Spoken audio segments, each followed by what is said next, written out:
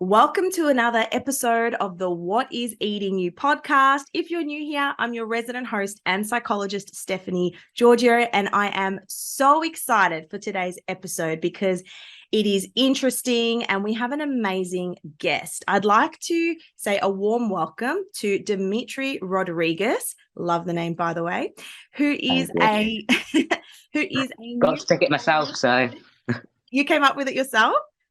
yeah, got to pick it myself. I thought, well, if I'm gonna come out as a whole new gender, I may as well pick the most coolest, outrageous name possible because I had a basic name when I was a female. So I thought, well, go the complete end of the ballpark.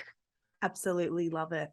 And if you don't know already, Demitri is a neurodivergent transgender coach. He has been transitioning from female to male since he was 15 years of age.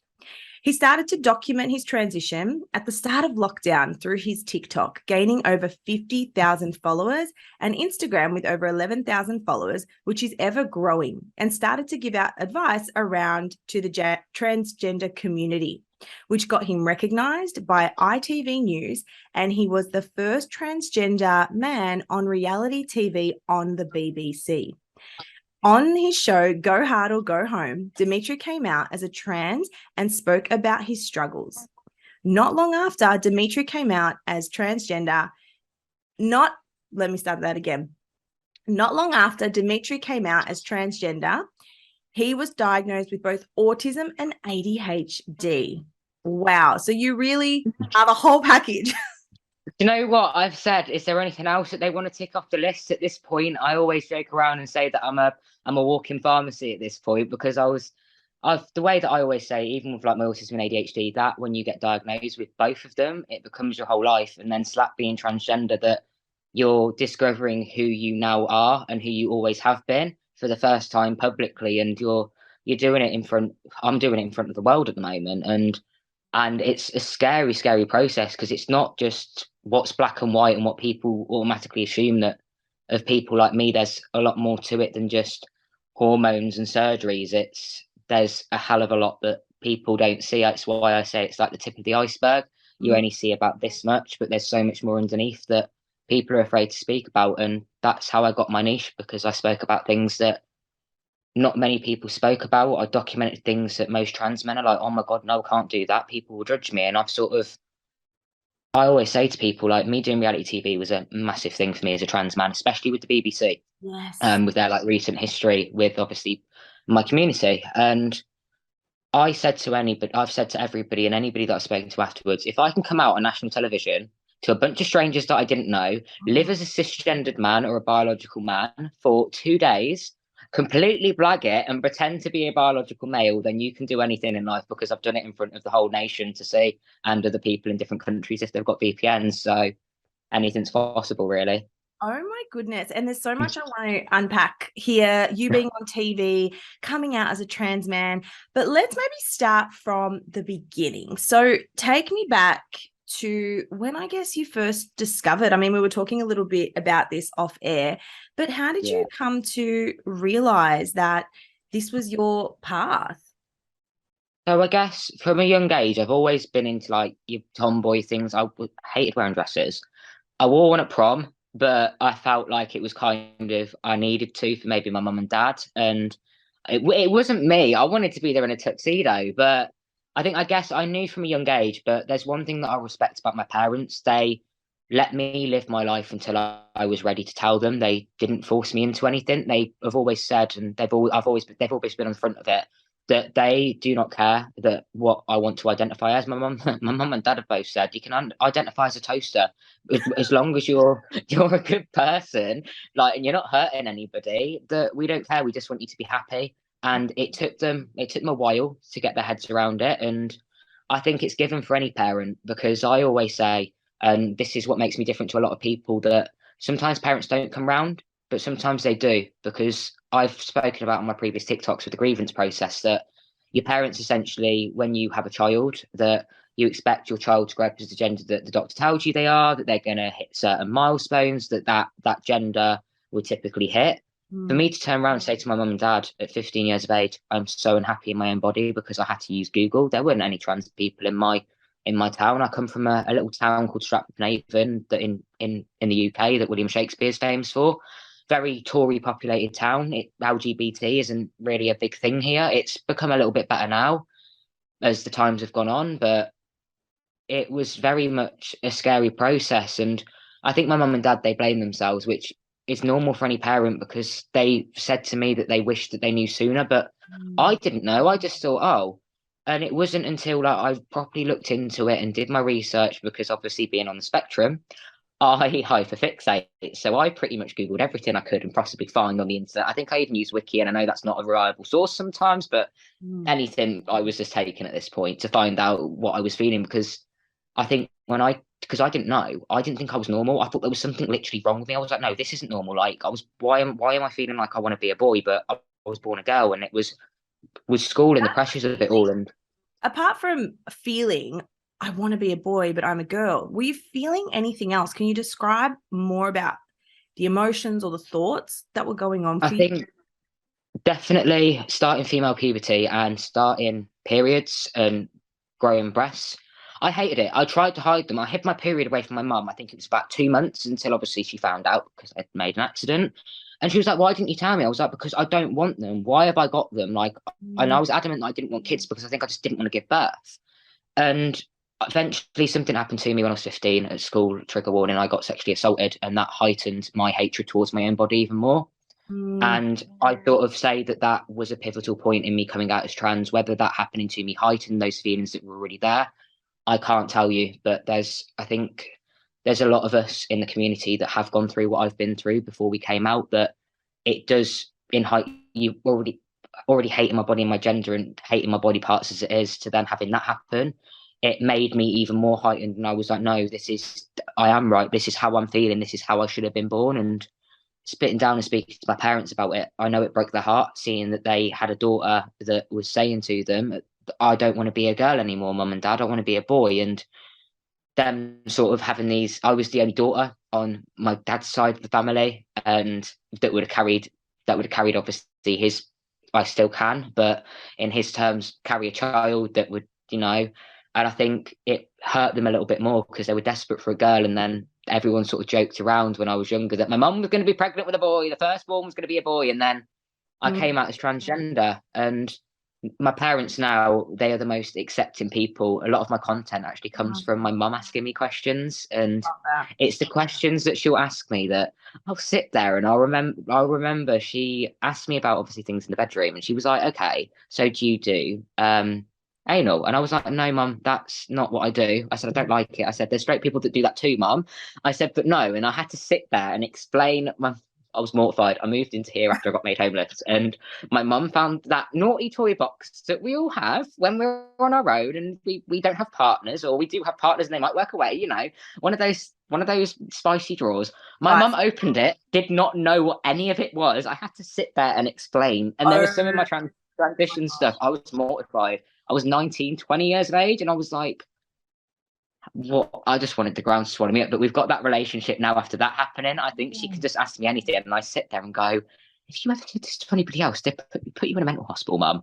And she's just like, we'll sit there and we'll just laugh about it. But I think like with my mum, like I think she's so self-conscious that sometimes she does slip up. She occasionally called me my previous name, and that's okay. I always say that if you've known somebody for so long, my parents knew me for 15 years as female, them calling me, I'm very open with my old name, but it's something you don't ask trans people, because some people aren't as comfortable. But my mum and dad it's some people aren't as open as their transition as me. Some people want a dead name to be a dead name for a reason. Their old name is sort of their past. But the way I see it is, I was 15 years as Emily, and Emily made me into Demitri and sculpted me into the man that I am today. So when my mum sometimes calls me or accidentally goes she, or my daughter, she'll go, oh no, I'm really sorry. And I'm like, mum, it's fine. Like, stop panicking.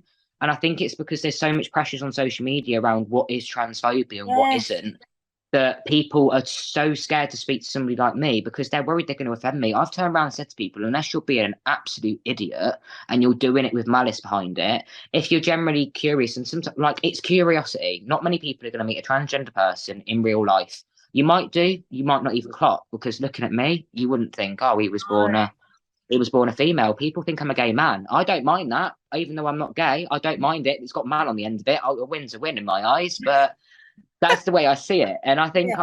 I'm one of those people that I think for very like this has only been sort of the thing over the last year since filming my TV show.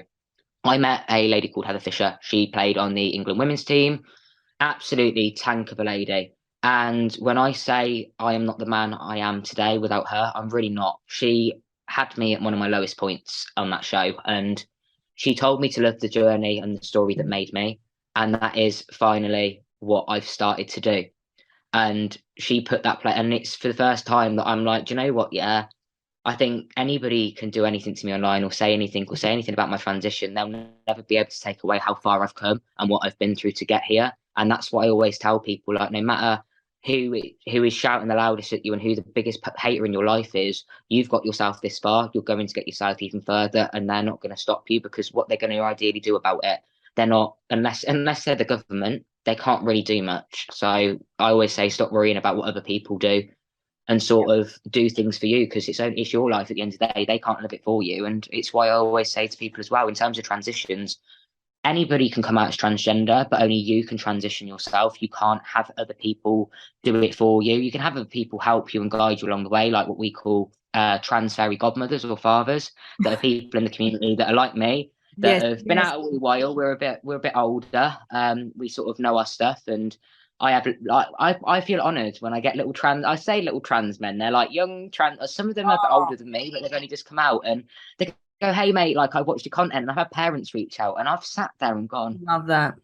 like, what? I post my videos not for like not for following and not to gain a big platform. That just happened. I just started to document my journey, and I've always prided myself on wanting to be the trans man that I wish I had when I was a kid. Don't Yes, get me I wrong, love I've made that. mistakes. Yeah, I love that you say that. I wish I want to be the trans man I wish I had as a kid. And just going back on what you were saying, even I was vulnerable and nervous about this interview. You know, what if I say the wrong pronouns? What if I use the wrong term? Because it's not an area that I work in regularly. I did work with a couple of trans teens when I used to work with youth, but it's not an area. So throughout this interview, if there's anything I say that, you know, I could do better, or I could, you know, we could educate the audience on, please let me know. Because that's one thing I really love about your content as well. You are always taking accountability for something. I feel like you're always Oh, owning up or reframing something. And I'm like, wow,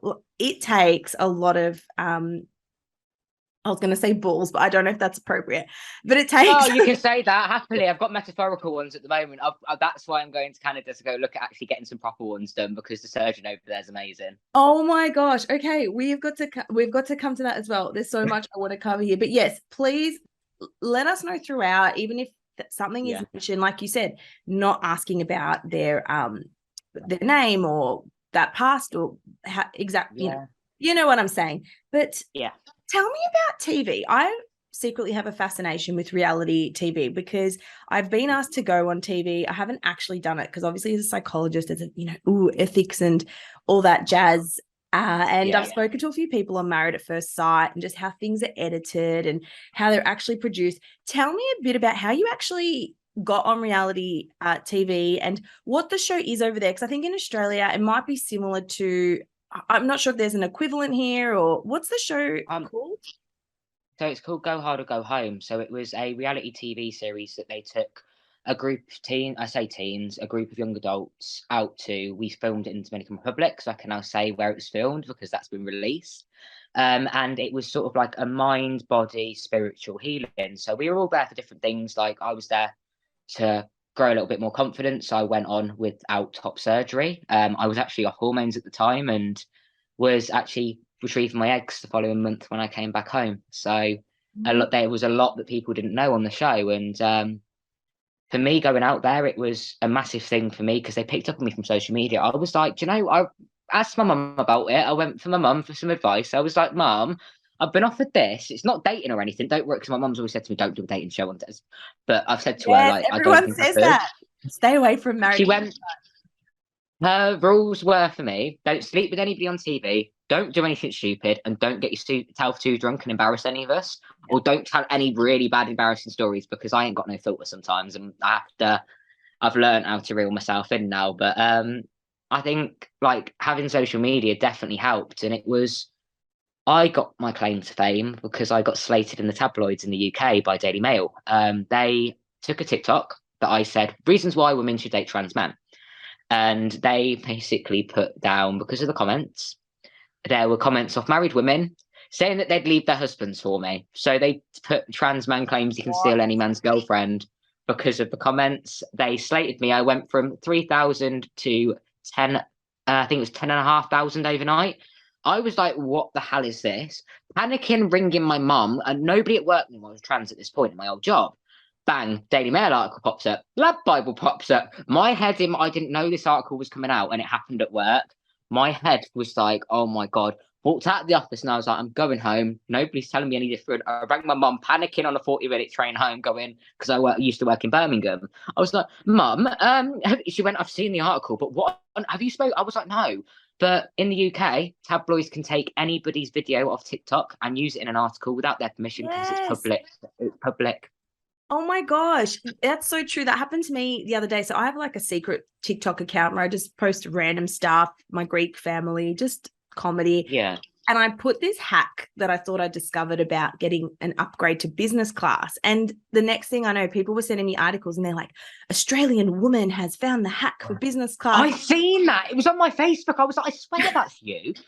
I was like, it is. Yeah. And I'm like, but I'm going to use that when I go to Canada. If it works, I will be making a recommendation video and I'll show people I've got an upgrade. So I'll give it a go and let you know if it works. Thank you. And I think it can go either way. I've had people's videos blow up really positively and really negatively. But in this case, you were that guy that was going to take married wife's husbands. Is that what they were saying?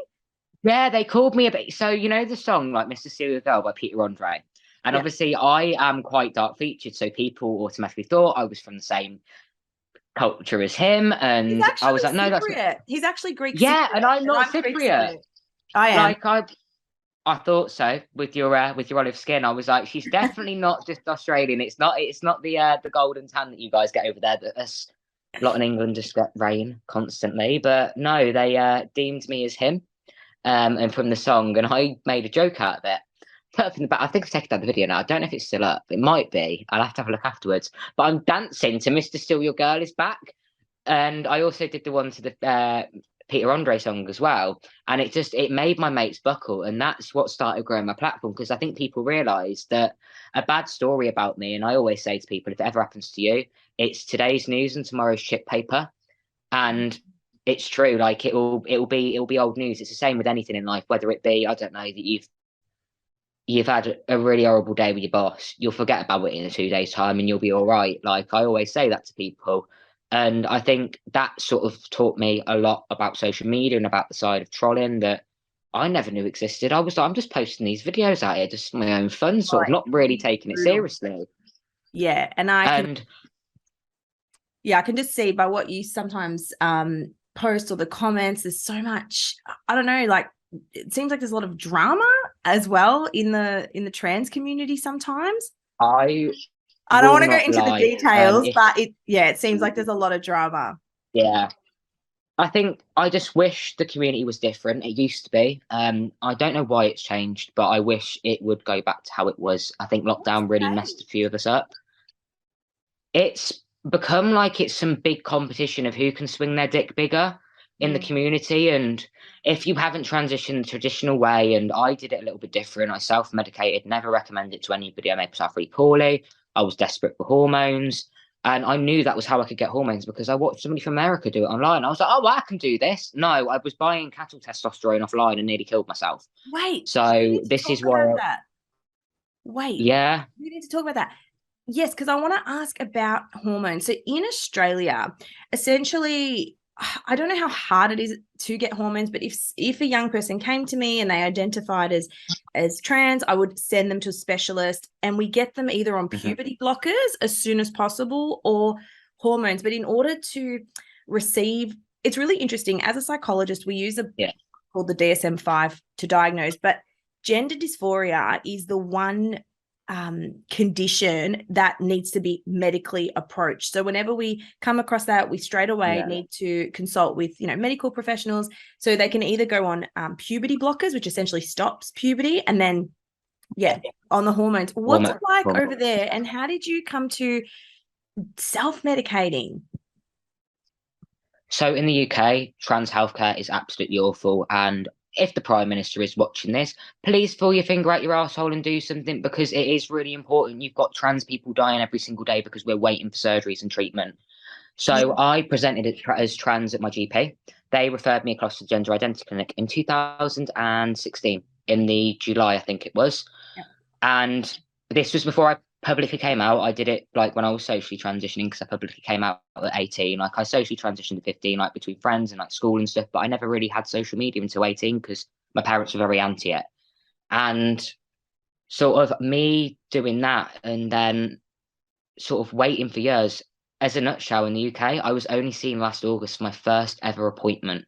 That first appointment in the UK means that you were seen by a psychologist and you were given your first signature for gender dysphoria. You then are seen by a nurse that speaks to you. You have to write, I think every gender clinic is different in terms of NHS in the UK, but this is what mine did. They made me write an autobiography on myself about my story and about how I came out as trans. I then spoke to a doctor that did a physical exam, so my height, my BMI, all that sort of stuff.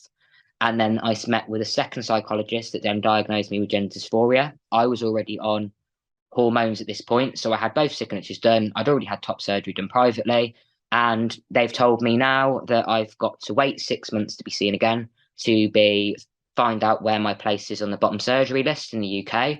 Bottom surgery list has now closed for any new referrals because there is such a backlog, and I have been waiting since 2016 to be seen and have lower surgery. That it's trans healthcare is so expensive. Like my top surgery, I was very lucky that the company that did mine, 𝗨𝗰𝗵𝗶𝗰, Jill is brilliant. She's a mum of a transgender daughter herself, so she makes it affordable and fair.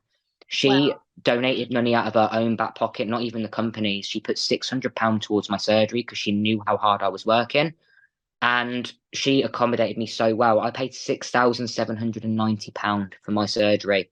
Now, for women to get a boob job, they don't need diagnosis. They don't need surgery signatures. They don't need a gender dysphoria diagnosis. But for somebody like me that lives in their own body and just wants to live comfortably, because binding is painful. It's like, you know, a corset that women wear. Yes. So yes, tell us a little bit about what binding is, because I did have a client who told me a little bit about it, and there's just so much to know. So for the listeners, can you please explain a little bit about binding and then a little bit about top surgery and what it involves? So with binding, it is basically compressing your chest to appear flat, like what I've currently got at the moment. And it can consist of you taping. So using, I think I might actually have some to hand. Hang on. I do. This is my scar tape though, but it's very similar to this. So it's like the plasters that you get in the hospitals. If I take it out, a very thick tape. Yeah, it comes across. So they're normally a bit bigger than this. It's like, is it kinesiology tape, however you pronounce it? No. We get that in the UK and we basically put it across. And bearing in mind, you have to cover your nipples, because if you don't cover your nipples, you're going to rip skin and it hurts. But you can either tape and hold it down. But the problem is with taping, doesn't have the bigger lads who have got the bigger chests, doesn't really work for them, doesn't appear flat. But with taping, I did it in the Dominican, and I am telling you, the blisters, it rips your chest. Like even binding, you can't wear a binder for over 12 hours because then you start compressing your internal organs. The way I describe it is that you are wearing a corset, but up here, but as tight as on the tightest runk you can possibly get it. And some lads are like, I always speak to lads about binding breaks and taping breaks massively, like anybody that I speak to and give advice to or coaching or anything like that. Because if you bind too long or you don't bind safely and correctly, you can damage your chest for top surgery, which means that you, one, might not be applicable, or two, your results are severely affected. And that's why some people do end up with not the greatest of top surgery results. And it's not their fault. I get what it's like. Some of the bigger lads, I was lucky that I didn't really have much coming out as trans, but then injecting estrogen, I ended up going from, I think I was a B cut, really flat chested, originally going to have peri, which is like keyhole incisions, to then having a double mastectomy with double D tits. And I was like, what the hell? But I thought at the end of the day, I thought I froze my eggs. I can have kids in the future. I don't care. They're coming off either way at this point. But with top surgery, to consider, there's so much, literally. If I have children, breastfeeding, like there's so much you've brought up. squishing my organs just by, and the amount of, I guess, discomfort you have to go through just to feel like yourself on the inside. Yeah, it's a new level of empathy that I'm feeling right now. I guess the way I describe dysphoria is, imagine that you are being waterboarded and you're screaming and no one can hear you, and you see yourself like completely free, completely fine, living the life that you've always wanted, and you're not in that moment. That is how I describe dysphoria to people.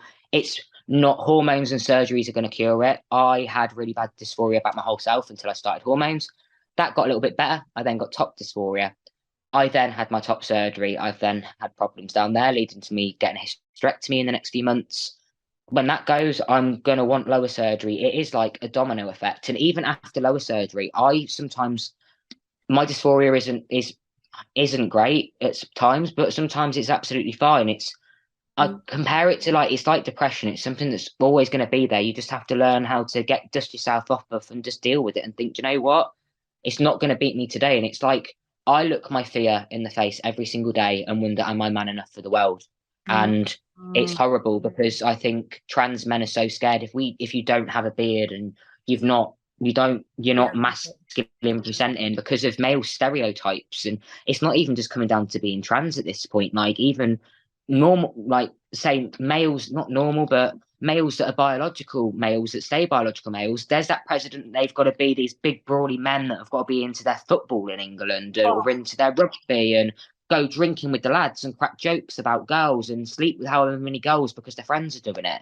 There's so much that not even just trans people have to feel like we have to live up to fit into male society, but also that even biological men have to fit into. And this is why I always say to people, transitioning isn't just transitioning into a gender, because everybody transitions in their life regardless of what we go through. And that's what I try and say to people, that if you can never, I always say this, nobody will ever understand what a transgender person goes through unless you've gone through it yourself. 100%. You can empathize, you can try and understand, but you won't ever know what it feels like. And I ruffled a few allies' feathers recently. They were telling me, well, I know what it feels like because I've watched people go through it. I said, yes, you've watched. And somebody used an analogy, I won't mention names, but they said because they don't like their boobs, that means they know what gender dysphoria is like. Gender dysphoria, you have to feel gender dysphoria to be transgender. And I know that's a very blasé opinion, because gender dysphoria to me is, and I don't speak for the whole community, I just speak for myself, because this is what I always say, because people see me as a creator that is trans and thinks, oh, I'm not Dylan Mulvaney and I'm not Caitlyn Jenner, unfortunately, guys. As much as I'd love their following, I'll never speak for a whole community of people. I speak for myself, and if people agree, they agree. If they don't, they don't. And that's what I say to people. We're all different, regardless of me being trans. I'm still just Demitri that just was born in the wrong body. Exactly. And I think it's important to point that out, that what we're speaking about today may not apply to everyone. Everyone is different. But I might just quickly define. So gender dysphoria, we've all heard of body dysphoria or muscle dysphoria. Gender dysphoria is the distress felt by people whose sense of being male or female differs from the gender they are assigned at birth based on their sex. So they feel that, like you said, they're in the wrong body. And this can cause so many secondary impacts: distress, anxiety, depression, negative self-image, a strong dislike for your sexual anatomy. And it's really interesting because it's in the DSM, which is the Diagnostic Statistical Manual of Mental Disorders, but it's not just a mental illness. It's the mismatch from the experienced gender, assigned gender at birth. So I'm just curious, how do trans people feel about the term gender dysphoria, or how do you feel about it? Do you think it's necessary? Do you think no, it's just a physical thing? So a lot of people argue the toss about being gender dysphoria being a mental health problem. In my opinion, it is. Like, hating your own gender and hating your own body that much is a mental turmoil. It's not like gender dysphoria. You don't just have gender dysphoria, you end up triggering loads of other mental health problems that, Jesus, I've got anxiety and depression. There's so many things that I have that relate to my dysphoria. And for me personally, I do think the diagnosis needs to be there, because one, there's a lot about these transitioners at the moment. And I have my own opinion on things, and it's one of those things that it's a bit hit and miss, that I stir a pot and it's not a beehive that I want to really stir. But in terms of it, I do think that to be actually transgender, you need to have gender dysphoria, not just body dysmorphia. I mean, like body dysmorphia and gender dysphoria are very similar, but they're completely different. Like transgender people who have gender dysphoria tend to have body dysmorphia as well because we hate our body parts. But that's where the differentiation is. And I think that there needs to be, I get with the 𝗬𝗍 waiting list being ridiculously too long, it needs to be shortened. But I do understand with NHS, you have to have lived as your assigned gender for 2 years, which I think needs to be done. Like you have to live publicly, socially, like, and I think for me, in terms of gender dysphoria, some people may say I've rushed my transition. In my opinion, I haven't. I did what I did because I needed to make myself happy, and that's my own prerogative. I think the one thing I want to say to people, and there's a lot of judgment, especially on TikTok because of big trans creators, everyone's transition is personal to them. They do not have to rush it. They don't have to fit your narratives of what you think a woman or a trans man or a trans woman should be. Like, it's like gender dysphoria. I can't sit there and say what I think gender dysphoria should be because everyone's experience of gender dysphoria is different. Some people might have a dysphoria of something that I don't have, and some people might not really have much dysphoria, but some people might just be so overwhelmed with dysphoria. And I come across so many people on a daily basis that are so different, and there's no way to really measure it, which I think is so hard to try and navigate it in terms of healthcare and stuff. And I think if they put somebody like me in a room with all these psychologists like yourself, and we turn around and go, well, this is how we feel, this is what we think that you guys need to do to support us, open a two-way conversation, because at the moment it just seems like biological versus transgender, and we're at war with each other when we should be having a Switzerland in the middle, waving the white flag, going, come on, guys, we'll all sit at a table. Because I always say there's a lot of, everyone loves to talk about toilets when it comes to trans people. It seems to be the hot topic of conversation. What was that? Who goes to what toilets? So like restrooms. So which toilets like is toilet. Yeah. What How do toilets work for trans ask? people? They say that there's a lot in the UK that trans women shouldn't be in women's spaces, and that because it's making women's spaces unsafe. I always say to people, if you're going to say trans women are predators, then you can't just tell a predator just because of what they look like. Women are predators, biological women are predators. Yeah. But I feel like trans women in the press it's disgusting. They criminalize them so much. They make them out to be these big, bad, horrible people. And I know trans women that are absolutely lovely and brilliant, and they're so caring. They just, but it's never spoken about. If I go into a male bathroom with the parts that I still have, and there might not be a cubicle, and I don't have an STP, what am I going to do? I can't exactly pop a squat over the urinal, can I? I could get sexually assaulted in the male toilets, but that's never spoken about. Trans men are always, as horrible as it sounds, we're pushed to the side because of how much bad negative stuff there is about trans women, that 9 times out of 10 it's not true, and it's written by people that aren't even transgender, that have bigoted views. And I'm just sat there going, this is why people don't like us, because of stupid idiots online with their narratives. And there's so many people in my community, I hate it. There's misinformation out there that, because they see us attacking each other, they see us calling each other out, which is, I hate calling people out. But at the same time, if I don't, then people look at me going, well, why are you sitting quiet when that's happening? I think when you have a platform, people expect you to speak out about certain topics. Oh my gosh. Let's go back to the start. So we were talking about how UK healthcare system is really poor, and it doesn't sound like it's just for transitioning. I've been told ADHD is really hard to diagnose, whereas in Australia, we are very blessed. And like I said, gender dysphoria is the one condition we need to treat medically, because in order to quote unquote get the hormones or get what, the medication, you have to have that diagnosis. So psychologists do play a role in that. But tell me about what led you to self-medicate and potentially put your life at risk for hormones. I will always say to anybody, if you are watching, if you are self-medicating, please go and get your testosterone checked by your doctor. If you've been doing it for 6 months or more, they have to bridge prescribe you, because it is classed as self-harm. If they don't bridge prescribe you, they have to monitor, because they have a duty of care as your practitioner and your healthcare provider to make sure that you are injecting yourself with hormones safely. Because if you inject too much, it converts back to estrogen. You inject too little, you get a whole other lot of problems, and it can cause you to get things like pericarditis, like I had at 19, and potentially they still are trying to work out if I had a mini heart attack or not. They can't work it out. My heartbeat's never been normal since. And what led me to sort of do that is because I would have only just started hormones back in, I want to say, September. I would have only just started hormones in September if I wouldn't have self-medicated. Now I've been Last on year? hormones. Yeah, because of the What? wait list. Yeah.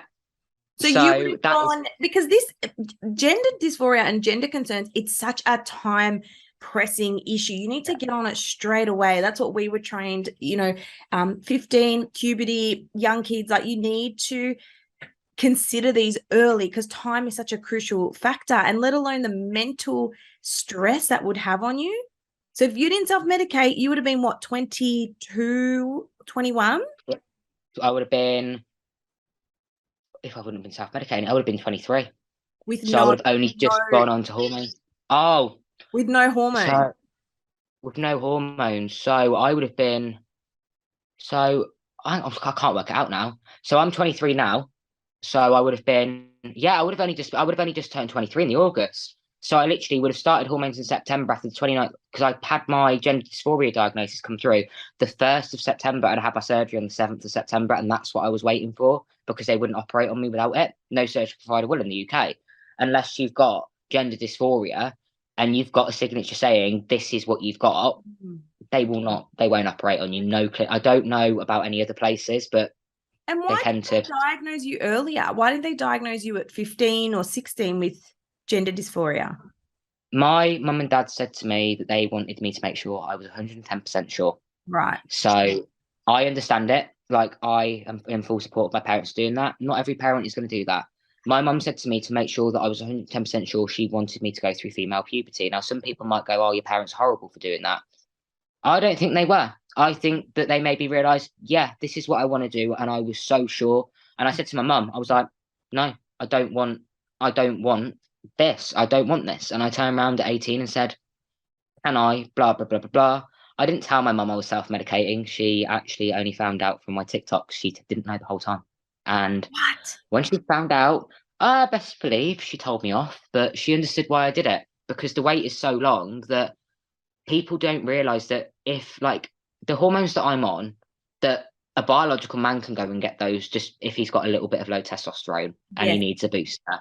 I have to have a whole diagnosis to be able to get the same thing. It's messed up. And I know a lot of men in the fitness industry, the gym industry, it is so easy to get, metabolic steroids, testosterone, all this. That's what I was using. It's really unfair. I didn't realize this until now, but for someone who has such a time sensitive condition, they make it so hard. So why is it, I guess, so challenging to get them? So you were led to self-medicate, and yeah, take us a little bit through that process, because you would have been quite young and you're doing it in secret. I imagine that would have been very scary for you. I was absolutely petrified, and I told a porcupine when I stopped self-medicating at 19, but I started at 18. I told people I was prescribed hormones because I was petrified. If anyone in the community found out I was doing it, it was sort of shunned upon at that time. Yes. It was sort of, you were frowned upon for doing it. And it wasn't until there is a guy called Seb, there's also a guy called Zach. They both clicked that I was doing this, and they turned around and went, Demitri, you're going to seriously end up in a box if you carry on. This is so dangerous. And it eventually got outed on social media that I was doing what I was doing. And eventually, when it came to me sort of coming back to social media, I turned around and went, yeah, I used to self-medicate. I don't recommend it. This is why I did it. And I thought, you know what? And that's why I lay myself bare on social media, because the way I see it is, even within the community, any community, you're always going to have people out there that will try and dig up your old skeletons. I put my old skeletons out there, and if anybody asks me anything, I'm always 110% honest, and I normally make a video about it, because I'd rather put my story out there and it come from the horse's mouth itself than somebody with a twisted version and a twisted narrative to try and paint me out to be a bad guy. Because that's the way that I see it. Is I will always say to people, it doesn't matter if you've known somebody who's transgender for years, if you've only just seen them, their story, regardless of them being like me, who are publicly out there on social media, is their story alone to tell whenever and to whoever they feel comfortable, regardless of me being on TV. If you didn't know or see any of me on social media and we met in the street, it's my prerogative to tell you that I'm transgender if I want to and if I feel safe to do so. Not for, I don't know, maybe one of your friends might know me and they go, oh, well, he's transgender, right? One thing I hate, is being introduced as, oh, that's Demitri, he's my transgender friend. And I Ooh. look at people and go, I'm not some little person in a petri dish for you to poke and parade about and what, because it's like when having a gay best friend was trendy, it's now having a trans best friend. And I'm just like, we're not your puppets. Yes. We're human beings. We were just unfortunate. I always say this, I'm a man within my own right. I'm never claiming to be biologically a male, because after I've seen some of what the male species are like, I don't want to be one. No, thank you, not my girl. I'd rather be in touch with my feminine side, have a bit of like a paternal, like Yes. maternal side to me. Want to wrap people in cotton wool. Rather have that than think with my penis, like some men do. I'd rather have that. And like I will always say to people, like, regardless of anything, like I'm just me, and people can take me as they want to, but I always say I'm sick of people judging my community on what one person has done. You shouldn't hold somebody accountable for a whole community accountable because what, somebody's made a stupid mistake.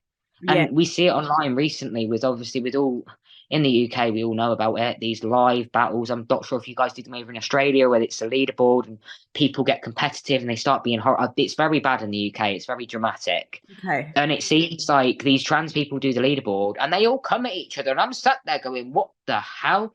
And I'm sat there going, you're literally young. You're younger than me. You're like 19, you're 20. And I'm thinking, I sit there and I go, people are going to look at you and think we're all like that. And I will always say to people with wholehearted chest, it doesn't matter what you identify as, who you want to love, what conditions you've got wrong with you, take that away from somebody and hold that person accountable for them as a person, not on what community or anything that they belong to, if that makes sense. And Yes. Yeah. there's preconceived judgment about us, and I hate it. I absolutely hate it because we're not these big, bad, horrible people that J.K. Rowling paints out that goes round dressing up in man or women's clothes and we're going out to hurt individuals. Transgender people are probably going to be one of the loveliest people you ever meet. We wear our heart on our sleeves. We just want to be loved and accepted. We're not nine times out of 10, what you see about people trying to take away from women's rights, it's literally the left-wing radicalists that are Geoffrey Marsh, and I am not ever going down that rabbit hole or on that subject on anything because I have very strong viewpoints on that person in particular. He was very, very damaging to people like me and what we stand for. And it's people like that that make whole communities look bad, that people think they're these big, bad, horrible people because of what they read or what they see. But in reality, we just want to live our lives without being hate crimed and live as a gender that we identify as. That eventually, no one's going to say boo to a goose, and we don't have to sign a document that says or tick on a box that we're transgender in fear of getting hate crimed. I just want to live my life as a male and that's it. Go about my life and not have anybody. You summarized and that's all majority of us want. We don't want it. You summarized it perfectly. We just want to be loved and accepted. And I think that's such a beautiful statement. Even I saw another post by an influencer who's quite out there, particularly with fashion. And he was saying that, you know, when you go out on the street, you get a dirty look, but it's over and over and over again. And they're constantly exposed to it. But for us, it's just like, oh, look at, you know, that person walking down the street. We might just, oh, that's a bit strange. But imagine for us, it's a passing moment. And I don't mean to say us and them, but what I'm basically saying is you'd get exposed to this over and over again when you just want people to just mind their own business, get on with their day, because they don't realize that cumulative effect of different people commenting or judging or saying things. So I think just to be so super mindful if you're listening to this and you come across someone who may be vulnerable to that. It's like me. Yeah, exactly. But So I always say to people, it's like in terms of when you look at a transgender person, you look at somebody that might not pass as the gender they now identify as, you don't need to tell them. It will make them feel 10 times worse. You just go, just like the best thing to say in terms of if you're not sure on someone's pronouns, go with they. It's the safest thing, they or them. It's gender neutral. You can't go wrong, and they will correct you. And if you turn around and just go, listen, I don't want to come across as offensive, but what pronouns do you go by? Because I don't want to offend you and misgender you. That's not what I'm about. But I always say to people, in terms of giving people a look or going, oh, what's that? Imagine your biggest insecurity and everybody is looking at you and you're walking down the street naked with your biggest insecurity showing and heighten it by 10. That's what a trans person feels like when we get those looks or those sly little comments, or it might be you calling me a girl on a post. I look at things, and as horrible as it is, a lot of trans people do this. We could have hundreds of nice comments. It takes one comment, and we're just like, oh, well, I look like a girl, so, and it triggers our dysphoria. It's yes, 100%. And yeah, comments on social media, that's just other people projecting their own insecurity or their own hate onto others. How did you come to the point where you were self-medicating and you almost died? Tell me a little bit about that. And did that cause you to stop, or were you then prescribed hormones? What happened? I was petrified, and I remember it like black as day. I was in Birmingham with my ex-girlfriend Chloe, and we had a bit of a barney. We had a bit of a barney, as couples do. She's my best friend, still to this day. She has watched me transition. She actually watched me self-medicate. I didn't tell her. She lynched me, best believe. She told me off for it. She was also one of the reasons why I stopped, because I didn't want to let her down. And that girl will always have my heart. She's been there from the minute that I started my transition to now, and she's always going to be my best friend. I remember we were on a night out and we had an argument, and I remember this horrible feeling in my chest. I was drinking a pint and I collapsed to the floor. I don't remember anything after that point. I then wake up in Russell Hall with my mum at the side of the bed when I was in the ICU, and they were going, "Yeah, you nearly died, mate. Like, we think you've had a heart attack. You've definitely got pericarditis because that runs in your family. But yeah, we think you've potentially had a heart attack." And I was like, "Wait, what?" I was like, not even. I was 20 at this point. I think I was 19, 20, coming up 20. It was just for my birthday. And I was like, what the hell? I was at my peak. I was really fit. I'll have an occasional McDonald's here and there, and I smoke, but that's about the most unhealthy thing that I do. Not a big drinker. And I was thinking, I'm at my physical point. What the? And obviously they found in my bag, because I had my overnight bag, because we were staying at a hotel, and they looked in the bag and my testosterone shot was in there. And that is when they found out. And my mum didn't know, because obviously I was an adult. I made the doctors not tell her. I was like, please don't tell her. She's going to murder me. They just turned around and said that I got spiked, because I just turned around and was like, I don't want my mum to know, because she'd worry more. And mum, when you do this, I'm really, really sorry that I lied to you, but I was protecting you. But and it was that. For a fact, it was the testosterone that made you unwell? It was because I wasn't injecting proper testosterone that bodybuilders use. I brought it off a black market website online. I thought, oh yeah, £15 for a vial, really cheap. That's some cheap I injected testosterone that is meant to be used on cattle, so farm animal. That is what caused me injecting cattle testosterone without even knowing it. Yeah, and I wasn't having my blood work checked. That's how dangerous it is, and that's what caused me. And how long was that going on for? Just over a year. 1 year. What impacts does that have if someone is injecting what they think is testosterone, but it's cattle testosterone? What does that do to your body?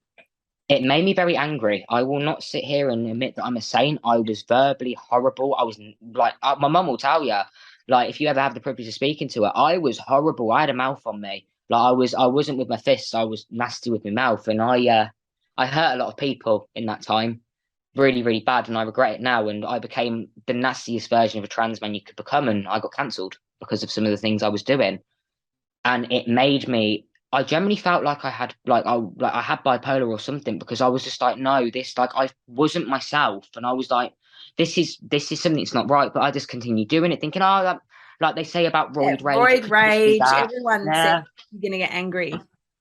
But then it got progressively worse, and I'd start going to the gym, and my chest would hurt, and I go, oh, maybe I've just done a little bit too much weights. And then I was drinking on a night out, and I don't know. I think I've had an argument, obviously, with Chloe. It stressed me out even more, and I think that's what triggered it. And I'm a more firm believer in everything happens for a reason. And me collapsing down to the floor got me to stop, and actually got the doctors to go, it's classed as self-harm. We need to take over your care now. We need to intervene now. You're not going to have hormones for 2 months till it's out your system. We're going to flush it out your system. They kept me in hospital for a week. And then ever since then, my GPs have overtaken my care, and my nurse at my GP's is absolutely brilliant. She fights my case so many times with my gender clinic in terms of getting things across to them, because they keep saying, we can't find your blood results, and we're like, that on the system. And they just keep emailing and sending rubbish emails, because it feels like when you've got a gender clinic and you've got a GP, it's like you're trying to marry them both together and they're both not quite fitting because one's not Yes. working. And it's just like, and they're like, well, you can't have this done because we've said this. And my GP's going, no, he needs this done because this is happening. We've known our patient for X amount of time. You've only seen him twice on a video call. And it's just like they're arguing. I'm like, listen, this is my life you're fucking jolting around with and my healthcare. Can you just sort it out, please? I don't mean to laugh, but All trans I people are like understand what you're this. saying. I understand. And that would be so frustrating for you. But it really saddens me that it had to get to that point for you to be seen and treated adequately. A lot of trans men, and it isn't spoken about, lose their life to self-medication. And it's something that I'm on the forefront of getting stopped in the UK. Don't get me wrong, I have had trans men, whether they've tried to get me cancelled on social media to do it, or they generally wanted to know, how do I get testosterone before being medicated or being gender? That's what they asked me. I turn around and say, I'm not advising you. I said, but there is one way around it. You can go to your GP, and under Mental Health Act, they can actually take it to the NHS board. It's very rare cases that it happens, and I would not gatekeep this information. I've only recently found out about this from another trans individual that did it. That's a close friend of mine. He's went to the GPs with his mum, and he has years of psychological background in terms of suffering with depression. If you have that, you can literally go with that documentation to your GP, and you have years of even getting a psychological assessment of a private psychologist and go in, this is what I need you to do. They can bridge prescription you, because if you turn around and say, well, listen, and it's as horrible as it sounds, sometimes as trans people, we do have to pull the mental health card to get actually listened and heard to, because 100%. being a minority, we don't get listened to. And the amount of arguments I have had to try and get my hysterectomy for the last 3 years of being constantly in pain and bloated and my ovaries twisted and me still bleeding whilst being on a blocker and on testosterone, 3 years I have fought with my blooming gender clinic, because luckily my gynecologist has turned around and gone, well, we're overriding them now. We're going to go do it anyway. Your mental health, because my hormones aren't regular. They're too high in estrogen or they're too high in testosterone. There's no middle point. So I'm up and down like a yo-yo. And for me, it is mentally draining me. So this is why I'm so flippant on social media and I'm apologizing so much, because not only did I start ADHD medication a month ago, I've got hormone imbalance. My body's constantly chronically in pain. And I'm just here, there, and everywhere. And I'm thinking, I don't know when I'm coming and going. And then I'm going through a transition, trying to navigate being medicated for my ADHD, trying to navigate my transition and when I'm going to get my baby maker out. And I'm thinking, and then navigating work and social media. I'm just like, my brain's like, and it just doesn't stop. No wonder you're doing this podcast at midnight. You probably don't sleep, but also I sleep 4 hours and seem to function. Oh my gosh. But when you said earlier, when you noticed you were really angry when you were on the cattle testosterone without realizing, I was thinking, oh, that sounds like ADHD can have outbursts, or autism. And I guess, when did neurodiversity come into the picture? How? Because again, that is so under-recognized, underdiagnosed. And in Australia during the pandemic, it was this huge movement of women realizing they had undiagnosed ADHD. And that's how I blew up on TikTok. Actually, I blew up because I did commentary on Married at First Sight, but then I sort of blew up when I started talking about ADHD. I remember you because you did it for Tom from Married at First Sight. Yes. I believe you spoke about Tom. Tom is, when I say he's one of my boys, he is literally, I will shout that boy's praise from the rooftops. I thought I recognized you, but I absolutely love Tom. He is my spirit animal. Because in the UK, you watch the Australian maths, is that right? Or do you have? Yeah, I love it. It's more dramatic. Yeah, because whenever my UK followers will be like, spoiler alert, don't tell us what happened, I was like, they're watching the Australian version. That is so funny. There's more drama here. You guys get it day before us. Yeah, that's why we love it. I'll sit there and watch it. I'm like, I want to watch this. And I actually never watched Married at First Sight until Tom was on. And I remember I messaged him on social media. I commented on one of his posts. This is how we became mutuals. And I was like, I'm so proud of you. And then me and Tom, I don't know if we friendly flirted, but then I had to tell Tom I was straight and let him down. But I love Tom to pieces. If I was gay, Tom would be the first man that would be for me. I say this, he's a gorgeous human being, and he does a lot for the community. He stands up for trans rights and non-binary rights. Like he's one of the people that's educated me on a lot of stuff, and I take my hat off to him. He's done it on national television. he got dragged left, right, and centre, and he's somebody that I look up to. And I go, do you know what? If Tom can do it, so can I. And he gave me advice before, obviously, when my TV show came out and how to handle things, and I Yes. was really grateful for him. And Oh, he's brilliant. But we completely just got off topic.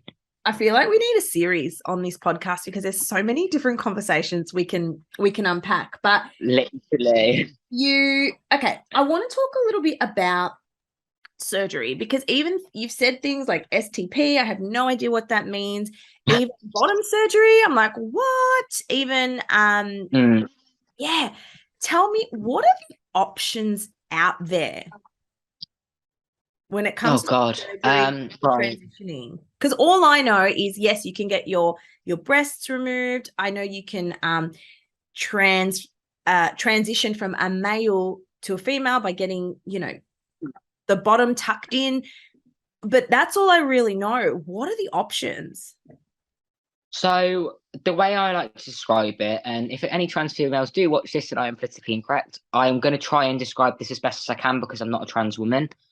Trans women have it harder to aesthetically transition, but their surgeries are so much easier than ours. They have, I think their surgeries, they have obviously estrogen, which I think they can get.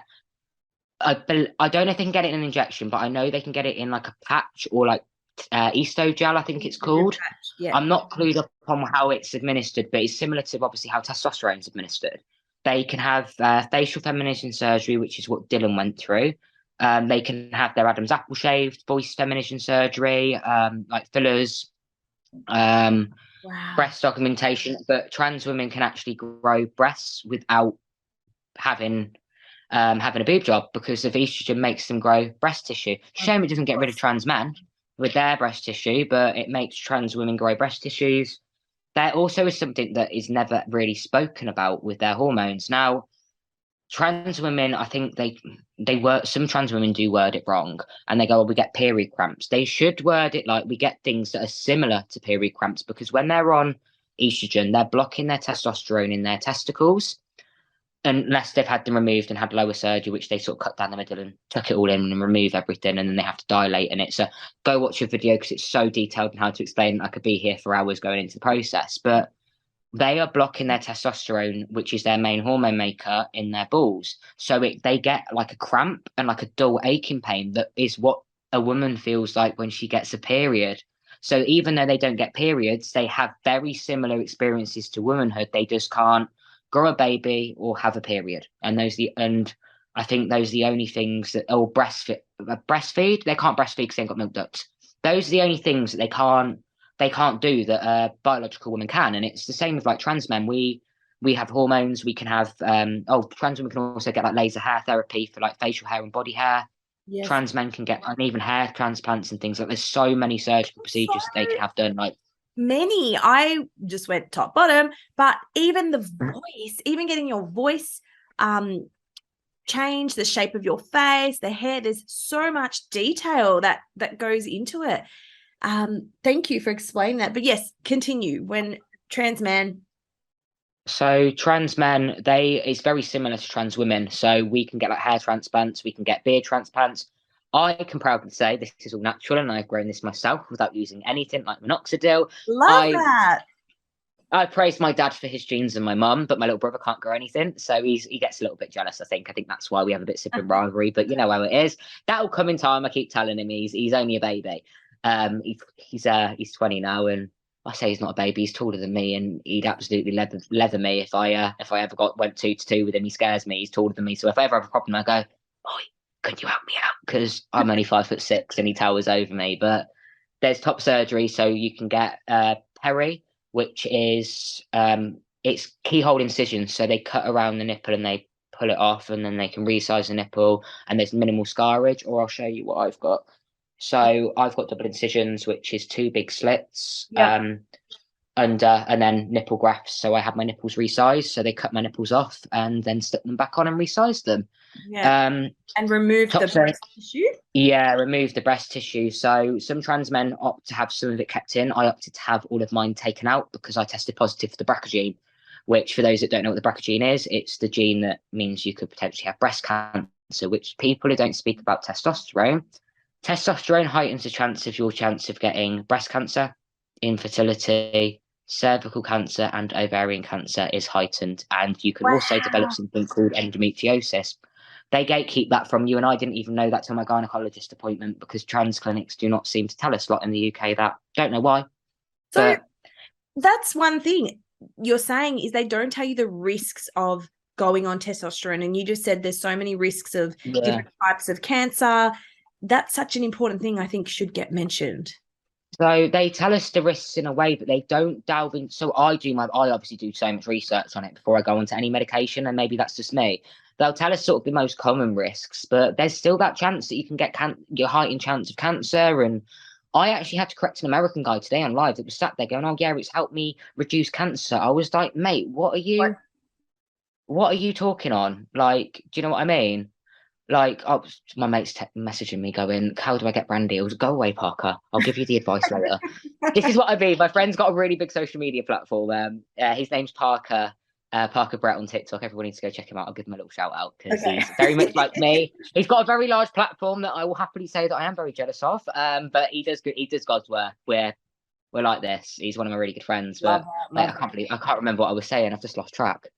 It's okay. ADHD vibes. Oh, what we were actually talking about before we got on, whatever we were talking about, was the neurodiversity part. How did you discover that you had not only ADHD? Because I feel, especially in Australia, it's a lot not easier, but ADHD is assessments are easier to come by than an autism assessment because it's such a specialized area. How did you discover you were neurodivergent?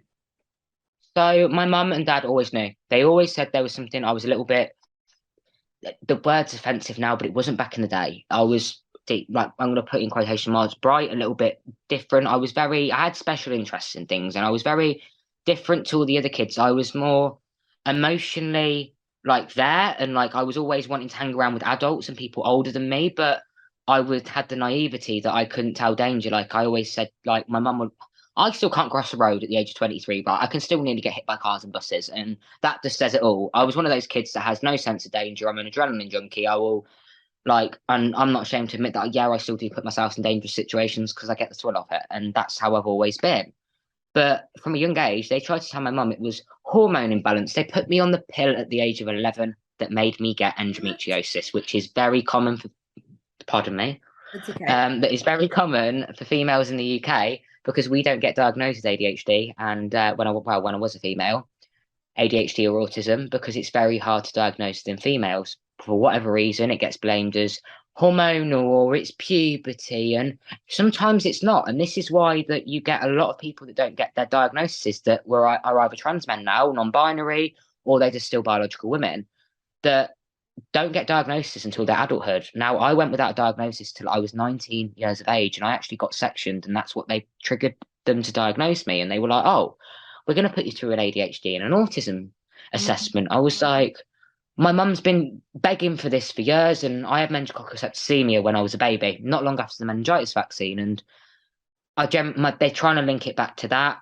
could be one of the reasons why, with me having meningitis, that it could have caused my ADHD and my autism. Yeah. When I got that diagnosis, there wasn't that much support. They kind of were just like, "Yeah, here's your diagnosis. Yes. You can have counselling." And they just left me to it. And I was like, "Well, I've just come out as trans. I'm trying to find out who the hell I am. Now you're telling me I've got things wrong with me. So what? And now you're telling me I'm not going to be seen for I'm not going to be seen for years by an NHS, and I need to save for my surgery because you're going to tell me it's going to be 5 years till I'm seen. What on earth am I going to do?" And I was sat there and I was like, I don't understand.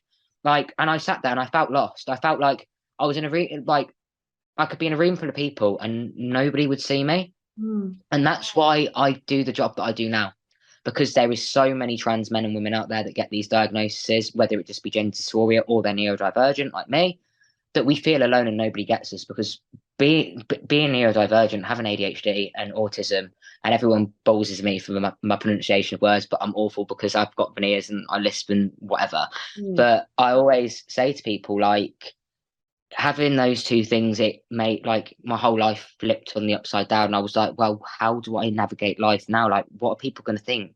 I was petrified to tell people because I've always been a little bit quirky, right? And now it's sort of at the point where I don't give a shit if people don't like me or not. I'm going to be me, and I'm going to be my hyperactive, bubbly self, and it's got me this far. So Why Yes. should I ever hide who I'm going to be? And it's the same with people coming out as transgender. Like I always say to people, you just need to be yourself because no one can be like the world is a boring place, right? Mm. Like no one can be yourself better than yourself. So why would you want to be like anybody else? Because yourself is perfect, and just because you might not have found your people yet. Like I'm 23 years of age, my life isn't perfect. You are Jesus, I've so gone through. young. You are so young. I feel old though. I feel like I'm going great at 23. I feel like I'm in my 30s at Oh this my point, and gosh. people think I'm older. When you But said you were I, 23 at the start, I was like, what? I'm like, he's everyone gets so shocked. young. I don't think you know how young you are, but yes, you're so right. So many people get slapped a diagnosis and it's like, okay, bye. And this is one of the reasons I get asked a lot, how do you get diagnosed? So in Australia, either a psychiatrist can diagnose or a psychologist, but you have to get diagnosed by a psychiatrist for medication if you want Yeah. medication. But then that's all they do. They prescribe, they assess, and they're like, bye. There's no treatment plan. Oh, People get this diagnosis. They're like, okay, I thanks. had to wait ages for my from I had to go back to the clinic that I obviously got because I went through NHS right to like choose to get my medication this time. And at this point I was a bit like, okay, and they gave me a list of medication, and it just had. I don't read a lot, right? And I'll tell you what, these documents that they sent me, they gave me like 6 different medications, told me briefly what they did, and I was like, what the like, and it confused my little brain. So I just got to the point where I literally just turned around to the prescriber and I was like, right, what medication isn't going to make me flip, isn't not going to affect my sleep, and is not going to suppress my hunger? Little did I know they all suppress my hunger, and then I forgot to take them. Well, I ran out of medication. They've only just come today. When you don't have that medication, you feel it the next day because you are hungry, and I've eaten my whole house out of house and home at the Yes. moment. It's like it's very much like I say to people that smoke marijuana. It's like having munchies when you come off that medication Yeah. because it's. And I know when I go back on my 60 What, milligrams tomorrow, my head is going to be. if you don't mind me asking, are you on stimulants? Yeah, I'm on lisdexamfetamine, I think it's called. Okay. Yeah. There's I different can't names pronounce it. in different Yeah, countries, but I'm for on a those listening, stimulant. yeah, for those listening, stimulants are medication commonly prescribed for ADHD, which can suppress your appetite, which can be problematic, but it can be good for eating disorders. Because here we see a lot of comorbidity with eating disorders and ADHD. But you're saying you've noticed, yeah, your appetite has changed when you're not on them. Has it helped you at all? Like the medication, have you found a difference? My brain feels quiet. For the Yes. first time in years, it's like I have peace. I don't get me wrong, I think I'm still getting used to them. I'm a little bit antsy. It feels like I think it's just I'm blaming that down to hormones because it was like I was like that before anyway. But I think the first time I tried them, I thought I was. I rang my mum thinking I was dying. Right, my jaw was going, my eyes were dying. I was like, "What on earth is this?" I didn't know that. Well, when I spoke to my mum about it, I knew what a stimulant was. I didn't realize it was legalized speed, and I was like, "What?" I was like, the only drug that I've ever done is cannabis. Like I've never done anything else. Of like, oh, I say I haven't. I've dabbled in other things, but I've never done anything that would make my brain go like, "Woo!" I rang my mum going, what on earth? But I FaceTimed and my jaw was, she was like, it's fine. You're going to get used to them. It will take a few days. It's a stimulant. It's legalized speed. And I looked at her, I was like, what? And Yes. she was like, yeah, it's legalized speed. And I was like, oh my God. And I didn't realize. And until I started Googling, Googling, what is a Googleizing. That's stimulant? a It good was one. like legalized speed. And I was like, oh my God, what? But I didn't read the information booklet because I was just like, at this point, ADHD is, are we really going to sit there and read 4 or 5 pages worth of information about what a side effect going to do? All I knew was that it's made me have the worst side effect for me is dry mouth. That's it. But I can tell I've not had them because my brain is going. Yes, yes. And it's so, yeah, because usually when people with ADHD take stimulants, it has the opposite effect. If someone without ADHD took stimulants, they'd feel really wired and, high, whatever. But when people take it, when they have ADHD, they feel calm. But it sounds like it takes a while to get to that point. Like there's still an adjustment period. Yeah. Yeah. Okay. I So, say that to everybody. It's kind of like any medication, though. Like your body's getting used to it. And I think because I've never taken anything, I think I probably overthought it in my head and probably got myself into that state of mind where it was kind of like, I don't know whether it was a placebo or if I just petrified myself when I found out it was legalized speed and with anxiety. And like, I have really bad health anxiety in general anyway. that I panicked and I was like, oh my God, what? And I think I did my blood pressure and everything. It was ridiculous. I thought, I can't submit that. I was like, I'll give it a couple of days. And then it's believe it or not, it's not too low and it's not too high. It's normal. And believe it or not, it was really high before I started. And now it's leveled. So I generally think, yeah, it's made me a lot, when I'm on it, obviously, not right now, but I'm normally a lot less chaotic and I'm a lot, because the worry for me, and I think with ADHD medication, was that it was going to change me as a person and remove my bubbly self. And in reality, it hasn't. I'm still that person. I'm just a little bit more reined in, so to speak. But it's not a major change. I'm still scatty as hell. I'm just more organized, scatty as hell. Organized chaos. And a lot of people say that ADHD medication going to change me. And I describe it as the Cinderella effect. Don't worry. At midnight, when it wears off, you're going to go back to the pumpkin and all the magic is going to wear off. So it doesn't actually change your personality. Okay. Before we wrap up, I also just want to know, you mentioned you're going to Canada, and if you're comfortable talking about it, tell us a little bit about that.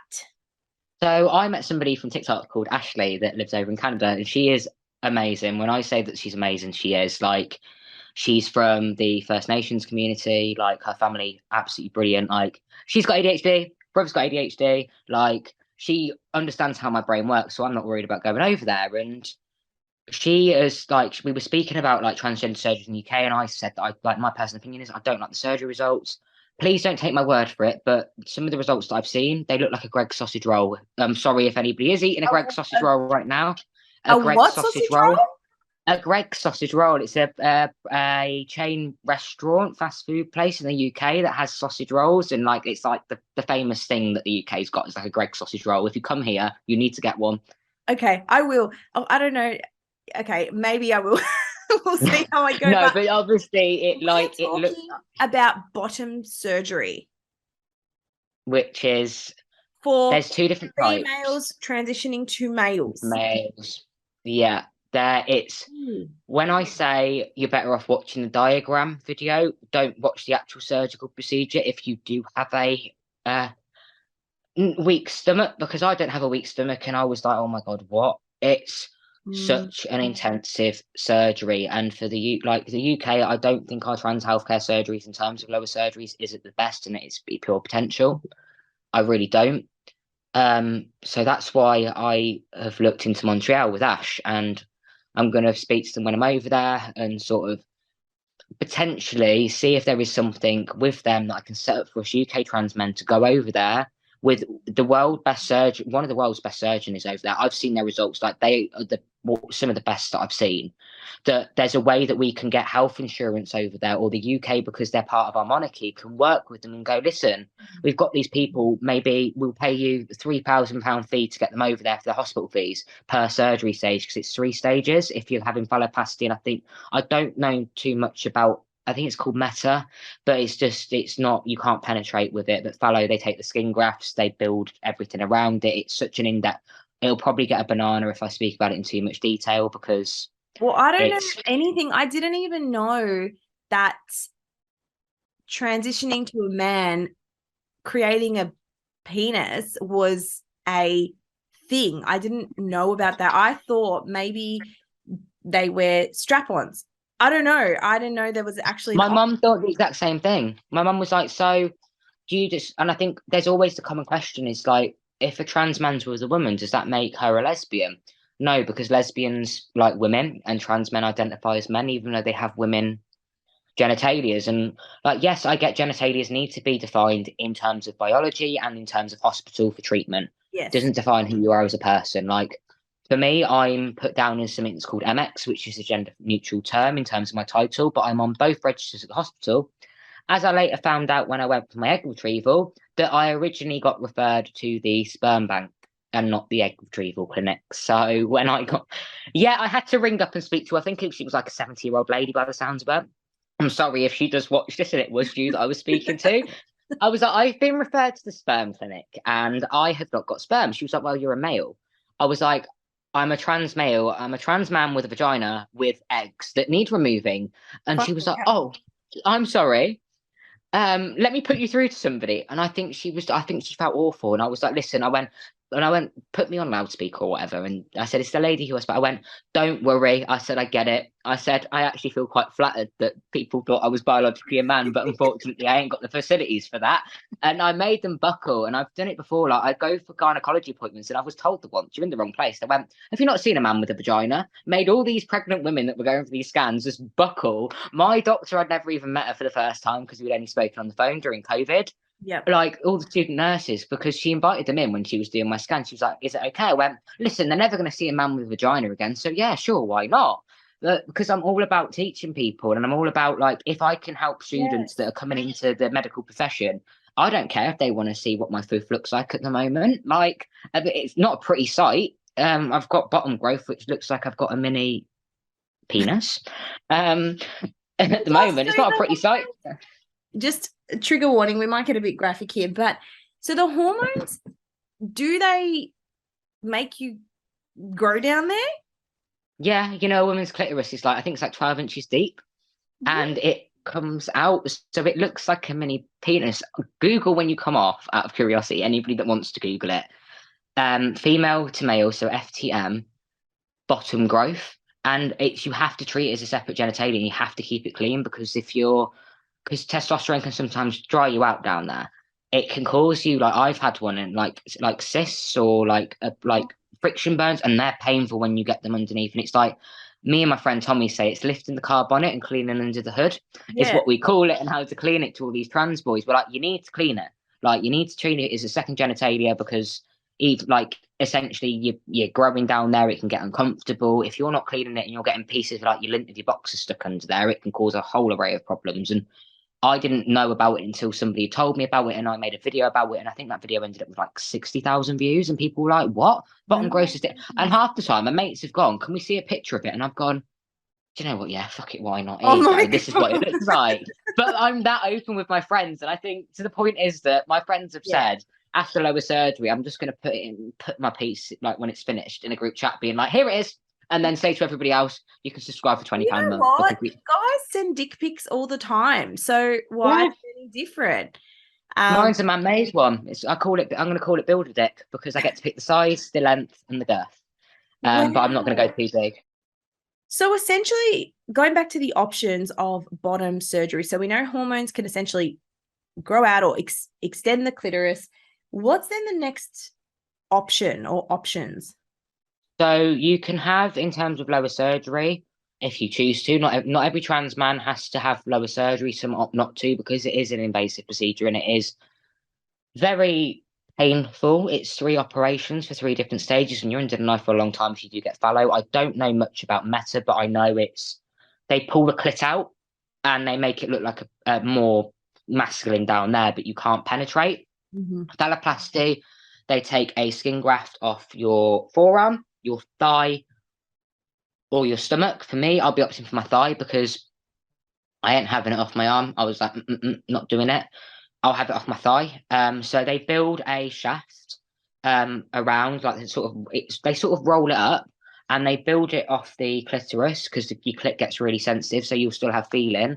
And they obviously connect up all your urethra. You've already had your hysterectomy done at this point. They then put either a rod, which means you can bend it into shape and bend it into being hard, or you can have a pump, which they put the pump inside, obviously, the penile, what's it called? The model. I'm going to call it the model, because I can't think of the correct terminology to use right now. But they basically put it inside the penis, and the pump goes in the balls, which silicone balls. That it's same if guys had testicular cancer, they get the same type of balls that I'm going to have.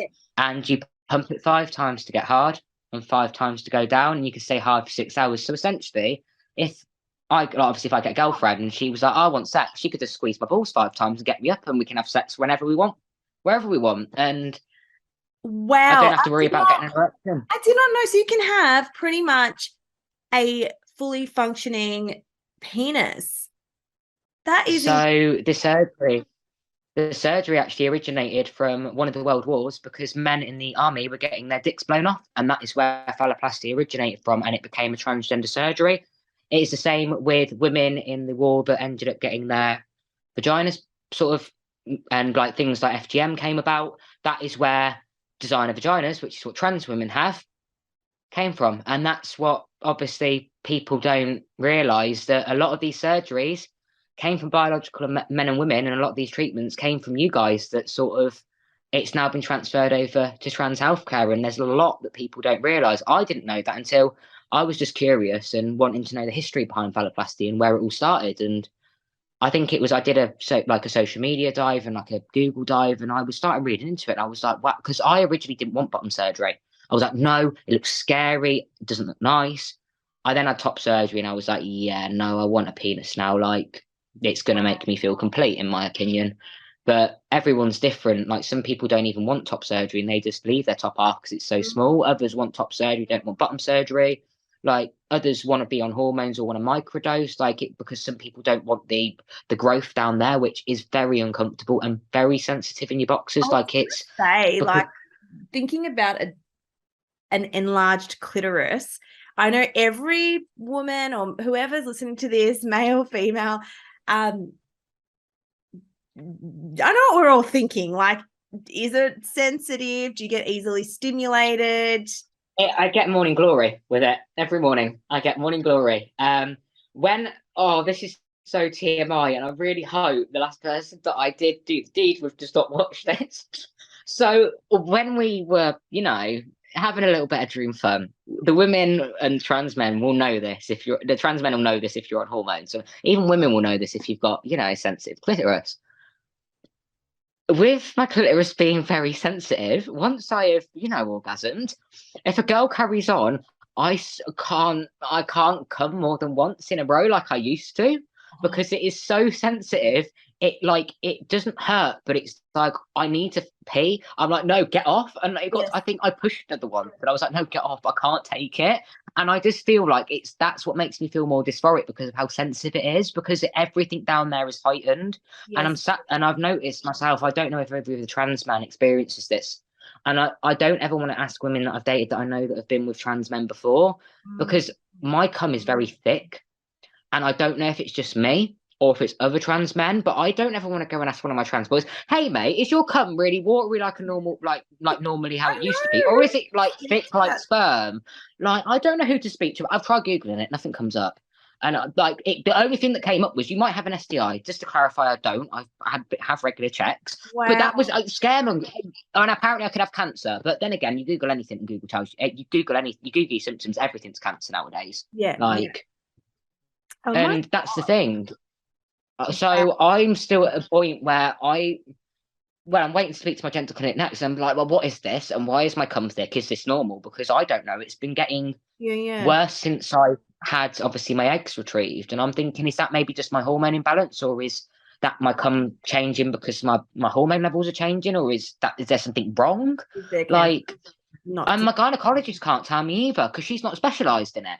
Because I asked her, she was like, I can try find out the answer and get back to you, but she went, I don't have the definitive answer. She even tried to Google NHS and it didn't come up with anything, but telling me I had an STI.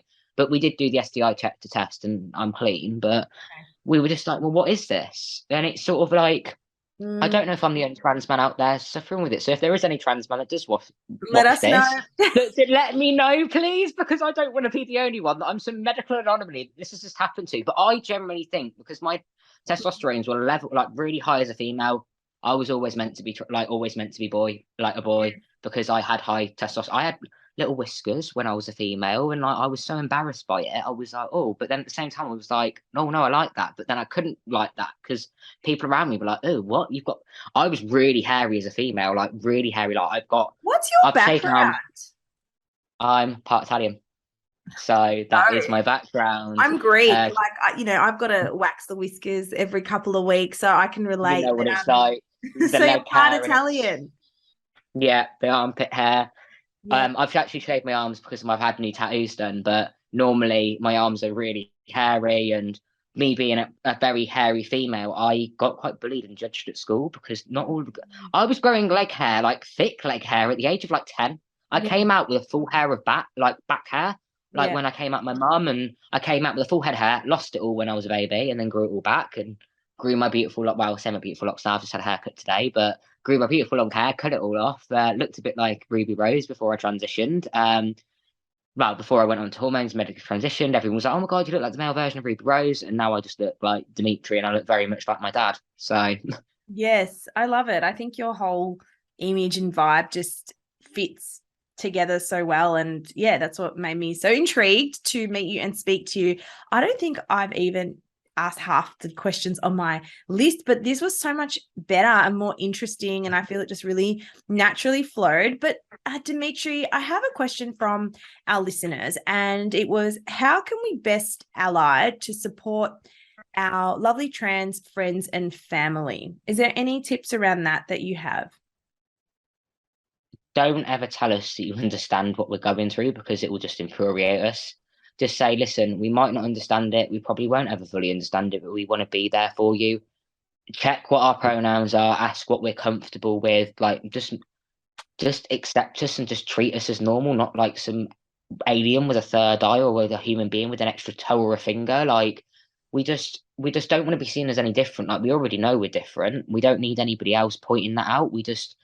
I guess we just want people, like, in terms of, like I always say, in terms of allies, supporting trans people if they're going through a hard time, like I've been through hell the last year on social media as a trans man with online trolling, making sure that other people are okay, like within the community. Like, even if you're not friends with somebody, like an ally, and I will say this, an ally is not somebody that chooses who they want to support. They support everybody, regardless if you don't like somebody or don't agree with somebody. You can't be an ally unless you support all. You can't pick and choose who you want to support when it fits your narrative. And it's why I'm a firm believer, and I will always say this: people will only support what they want to when it fits their narrative. Just like people will say mental health matters but only cares about their own and the people that they care about, but they'll say mental health matters for all. And it's true. We want people who are allies that will support us, but we know that if we're ever in the wrong and we ever need a bit of a telling off, that you'll be there, but you won't condescend us or speak down to us. You'll be like, actually, you could have said this better. Like, I have people come to me, and I used to think constructive criticism was an attack. And I think a lot of trans people, we go through a toxic trans era when people are trying to just advise us on something. Like, God, the amount of stupid haircuts I've had and hair colours. And if some people hadn't told me, what the hell you're doing and what are you wearing, because that don't match, maybe 18, 19-year-old me would have been, oh, fuck off, you're just being nasty, you're transphobic. Me at 18, 19 would have said that. But in reality now, looking back at it when I'm a little bit more grown, I'm a little more established, I'm like, do you know what? Let me take a step back. Actually, you might be right about this, and just opening your eyes. And I think that just doesn't only just go for like allies, it goes for trans people as well, because trans people want respect. We also have to give that back out as well. We can't just take. It's got to be 50-50. And not all the time it's going to be 50-50. Sometimes it might be 70-30, and sometimes from both ends. Sometimes an ally might need a bit of help and support because they're getting stick off bigots, or it might be a trans person that's getting stick off bigots that need allies to come and stand together, or it might be trans people getting hate off their own community, for all we know, because that happens a lot. Like, I think it's just mutual respect and mutual understanding, and just never trying to take away from anybody's experience, because me as a trans man, I know I can speak on womanhood because I lived as a woman, but I'll never try and take away what a man is, or what, like I say, what a man is, what a biological man is, and what manhood is, because I've never experienced that. I've experienced manhood in my own right and my own way, and I've gone through life the same way as sort of a biological male would, but just not genetically. I do not need anybody in my comments telling me you're not biologically male. I know I can't change genetics, and I'm okay with that. Like, I can change how I look and what hormones I've got, and I can also get to pick my willy size, which I'm very grateful to be able to do. And most men have to pay for a penis enlargement for that, but I can get mine on the NHS for free. So who's winning? Oh my gosh. And it's what I always say to people: men can hate me, but I don't have to ever worry about contraception because I will shoot blanks. Obviously, when you wrap up, to stay safe if you sleep with multiple partners, but does it I also get to. Does it shoot? I think some people say that they can shoot. Some people have said that they can't. I think it depends on the person. Okay. I have been curious and have watched some trans porn, because I've been curious to see. I only know one person, and he's not fully finished his lower surgery yet. I've only seen one person I know personally, and there's not much penis trans. I'm not subscribing to somebody's OF to go and have a look at their PP. I'm going to try and find it on like sites like Pornhub. But obviously I'm going to be curious and have a look, because I want to know how if you're going to go through the surgery, like any other surgery, you want to see, you want to know, you want to understand, but it sounds like it is such a, I don't know, not spoken about or not shown, or I'm not sure. No. What Well, is I'm going to document the whole of mine. that? But I've said to people as well, I'm going to be a virgin again, essentially. Yeah. Like I've gone through two puberties, lived two lives, but I'm going to be a virgin again. So does that mean my body can't reset? Because this is what I've been trying to think. Because technically, I'm now got a piece. Well, I will have a piece. Doesn't that reset, or will it stay the same? And I don't know this question, and there's controversy about it. And I've sort of gone, well, surely it has reset because nobody's touched it before. I've not put it in anyone. Yeah. So surely it would reset. But then at the same time, you can't take away that obviously before you've had lower surgery, and if you do choose to do so, you've done stuff with other things that look like a penis and work like a penis. Yeah. So it's one of those things that I'm very much like, eh? Wow. And this is the conversation we need to be having with allies, because there's so much stuff out there that I've probably spoken with you today, and people are going to be sat here listening going, what? Never knew that. Because it's not out there. People need to start speaking about it. Exactly. And thank you. I've learned so much. But when I was doing my, I did my clinical masters during COVID, and I love that we did a subject on gender diversity and these sorts of topics. And one of the things they mentioned, which I think may tie into the reason maybe there's not enough research out there, maybe people who've had this surgery don't feel comfortable talking about it or expressing how that went. But there was a statistic that apparently 50% of people who do have surgery regret it. Have you heard that statistic, or do you know if that's common? And apparently when that does happen, they're often shamed or ridiculed by the community because they've been this, I guess, perspective. They've spoken out about it, and then they've decided, oh no, I don't want that anymore, and people don't vibe with that. It's difficult because I'd like to say there are people that don't regret our surgeries. I damn straight don't regret mine. There are some people that do, but that depends on that, and that doesn't hold the whole community accountable. That's just them as an individual. That's ultimately their story, and I would never want to detransition, so I can't speak on a detransitioner. I'll sit here and happily admit I'm not clued up on it. I guess from what I have seen, it tends to be children that were forced into it, that like from what I've looked at backgrounds and stories of detransitioners, that's how they've painted it out. It might not have been like that, but I don't know because I don't know the ins and outs of it. But I know for me, I definitely don't regret getting my tits cut off, because that means I can live my life freely. I don't regret self-medicating. I don't regret being on hormones. And I know there's a whole debate about it, but I wouldn't say it's 50%. I think that's a reach. I think that's just bigoted people trying to make it a lot worse than what it is. Yeah, and look at what they're doing with the ADHD community, for example, in the UK. They're trying to throw private NHS right to choose clinicians under the bus, because what they want to make the NHS all private and take as much money off the poor and keep feeding the rich. That's the way that the world crumbles. Anything that doesn't fit the government's narrative, they will put anything that they can out there and try and defame people. Trans people are valid and they are real, and gender dysphoria is really fucking hard to go through.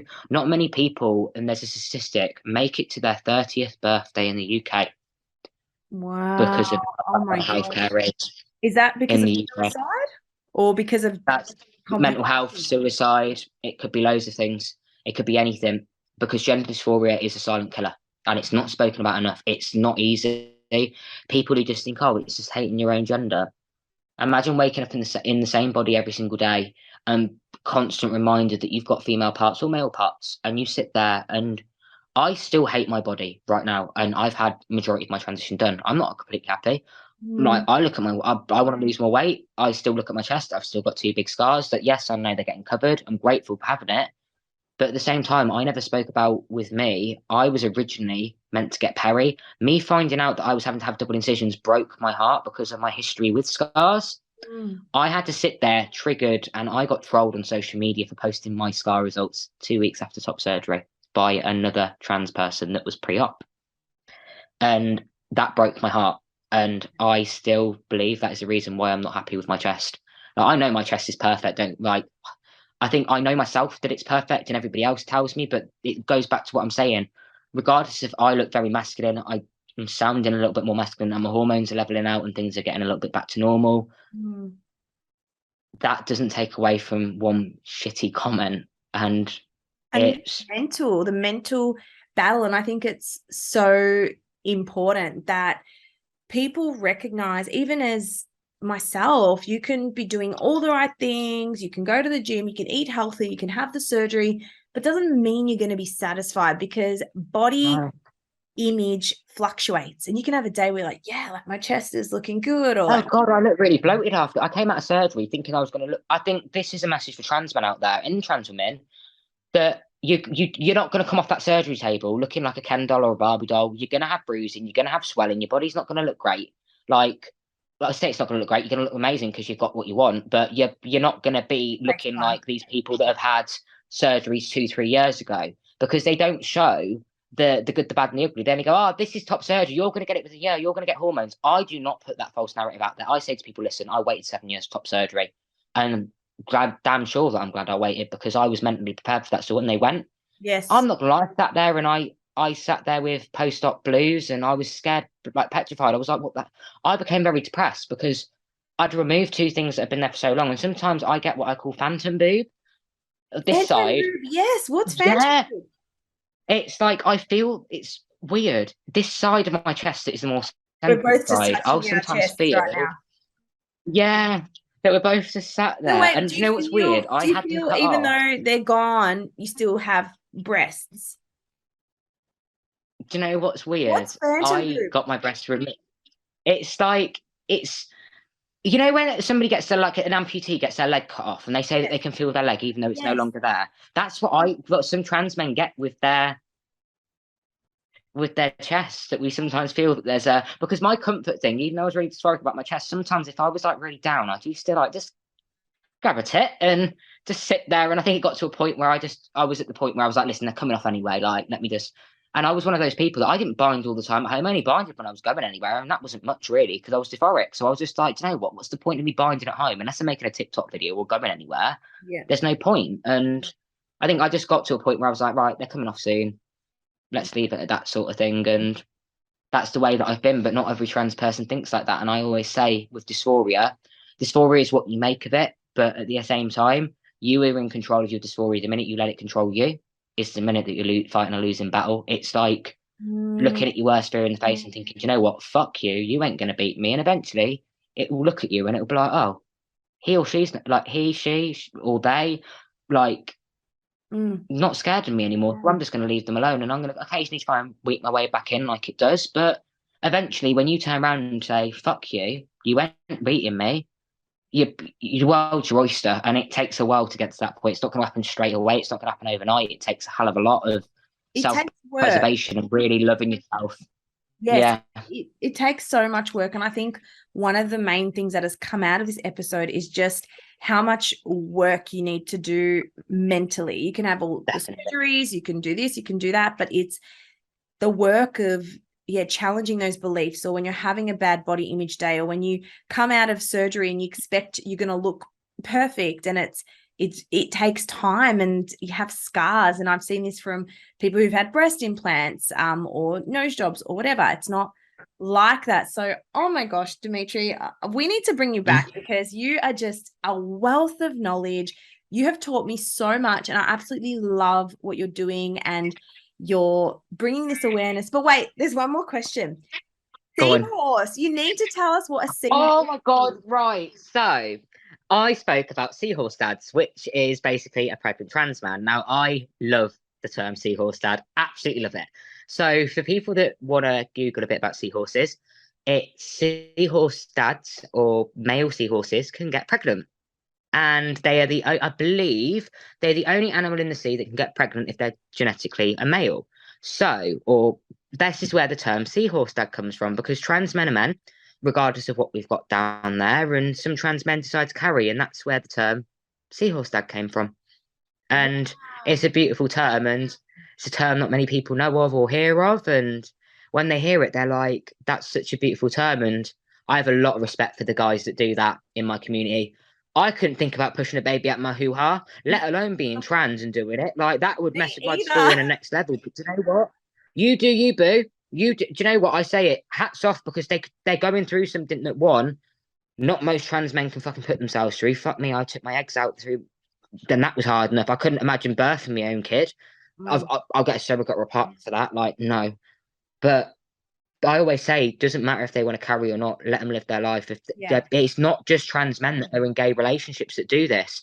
Trans men might be with a biological woman like yourself, and you might have fertility problems and might not be able to carry. And that trans man might be fertile, might be able to carry, and that's the reason why they choose. There's so many reasons Wow. that they can choose, whether it be they're in a gay relationship, they're in a heterosexual relationship, they're in a bisexual relationship. Maybe they just haven't got a surrogate, or they just want to do it on their own and just experience it. And that's people's own prerogative. And I'm sick of people seeing people talk about it that have one. I sit there and talk about it, I'm not exactly clued up on it, but I know enough about it from seeing friends go through it and hearing about friends that want to go through it. But seeing people on there that are going, oh, well, they're not real men because they're deciding to carry.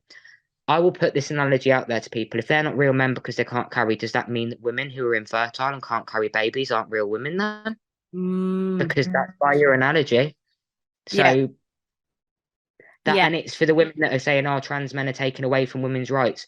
You do realise on these forms in the UK that say chest feeder, parent 1, parent 2, whatever it says on the forms, they're not on there to take away your rights. They're literally on there to make it more inclusive. It's like when you go to a workplace and you tick what skin colour you are, what language you speak, what sexuality, where what your religious views are. It's the same as that form. It's not taking away your rights. Like, you're getting confused with in America, where you've got the left-wing activists like Jeffrey Marsh that are going, we demand that you do this. And I'm like, most of us UK lot are like, you crazy motherfucker, what the hell are you on about? We're just trying to live our lives, and what the hell are you doing? Like, people like that, that's not a good representation of people like me. I promise you, we are normal. Some of us tidder on the side of normal, but we're all different. What is normal? Anyway? We're all come in different shapes and sizes. Exactly. And it's why I'll always say, like, before I go, like, that you can't, like, what is a woman and what is a man? You can't define it because they all come in different shapes and sizes. So why are you trying to define a trans person and what we identify as? Exactly. And why I feel the need to, I mean, it's not useful, it's not effective. And I think people who also have something to say on social media, just be mindful of what you say. But all the people listening to this, I know, are amazing and are supportive. So, Demitri, I don't want to say goodbye. I feel we could talk forever, but we need to catch up again. I know it's because very late. There's so much I think we want to say, but we ain't got enough time to say it. And that is because we both talk a lot. And then because obviously, like I said to you, this is what people think, that trans people like the community is just so like this small. Yes. It's like the spectrum with ADHD and autism. It's so big and vast, and there's so many different branches, and I'm still learning. Yes. And until we have you on the show next, make sure everyone, you go check out Dimitri's page if you want to learn even more about this topic. Demitri, tell the listeners, where can they find you? Plug your socials, anything you want. So I'm on Instagram and TikTok. They are both the same. They're Inked Up Demitri. In terms of it, I just talk shit online about my transition, give my opinion, ruffle a few feathers. I'm like Marmite. People either love me or hate me, but at the end of the day, that's just life. I'm not going to please everybody. So, and I've only got one life. I don't really care what Karen from number 42 Zoo Lane tells me, that she hates me and I affect her life so much, and that I'm sinning God. Well, shocks to be you, boo, because I'm Catholic and my faith actually accept me. So you can't preach God to me when I sit there and I go to church, and I'll happily admit that, like, I sit there and I practice my faith still. Like, just because I'm transgender doesn't mean that I don't have a right to do things that everybody else does. And I don't really care what some random person says on the internet. I don't need anybody's validation. At the end of the day, I'm myself. And I think I've gone through life caring about so much what people think about me, that for the first time over the last few days, I've been myself, and I've gone, the mask isn't there anymore, and this is me, and people can either take it or leave it. And if you don't like it, keep your mouth shut. And if you do, then go follow me, please. Thanks. I love that. Thank you so much, Demitri. It's been a pleasure having you on the show. And yes, just thank you so much for everything you share and putting your vulnerability online and speaking with me today. If you love this episode, everyone, take a screenshot, tag us both on Instagram. If you want to hear from us both again in an interview together, let us know what topics you want covered. Leave a rating, leave a subscribe, follow, all the things. Have an amazing day. And thank you so much, Demitri. Thank you for speaking to me. Thank you. All right, I'm going to